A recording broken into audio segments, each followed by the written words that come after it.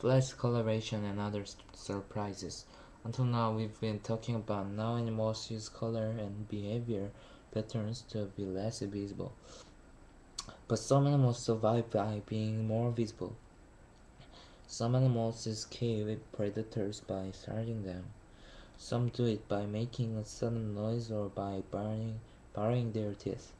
Others startle by flashing a bright color at the predator. This is called flash coloration. A related kind of camouflage involves eye spots. Some moths have spots on their wings that look like the eyes of large animals. When the moth flashes its eye spots, this can startle a predator and give the mouse an extra second or two to fly away before being eaten. Warning coloration. Other animals have bright coloring to warn other animals that they taste bad or poisonous. The bright colors remain predators of the bad experience but they had the last time they tried to eat one of these yucky animals. Fish, frogs, snakes, and many kinds of insects use warning colorations. A few animals survive simply because they look like some other bad tasting or poisonous animal. They disguise themselves using the same colors just to keep predators away. Some flies and moths survive because they have black and yellow body stripes like stinging wasps and bees. Some also make a buzzing sound like a bee.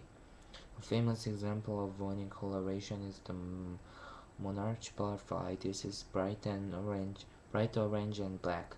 Monarchs taste so bad that a bird will often vomit after eating one. But the victory viceroy doesn't taste bad. However, it has developed similar markings to look like the monarch. It is more likely to be left alone by predators since it looks like the foul-tasting monarch.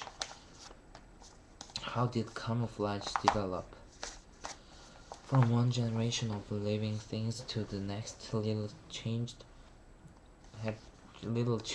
happen in physical traits such as colors and patterns.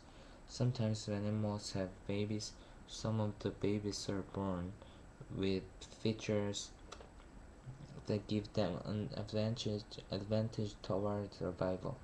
The difference may give this new animal an advantage. For example, it may be faster or have a color or pattern to better blend its surroundings.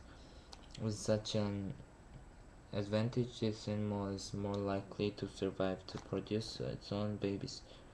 These babies are likely to also have the same trait and will be more likely to survive. An animal whose camouflage does not work well will be eaten by a predator. Only animals with the best traits survive to produce offspring. Those of spring tend to have the same traits as their parents. In this way, the successful camouflage is passed on from from one generation to the next. This process works for predators as well. Predators with the best traits will be the ones that have regular meals, stay strong, and are most likely to survive and produce.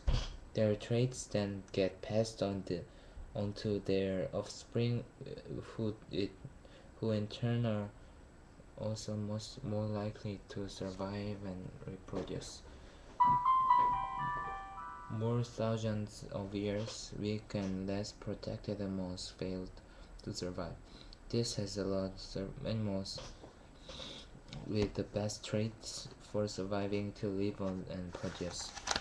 Conclusion: only a few animals have no need for camouflage. These animals may have no natural animals and eat plant food that cannot escape. The only threat to these animals comes from humans. Land animals such as elephants, rhinoceroses, and hippopotamuses do not need to camouflage themselves.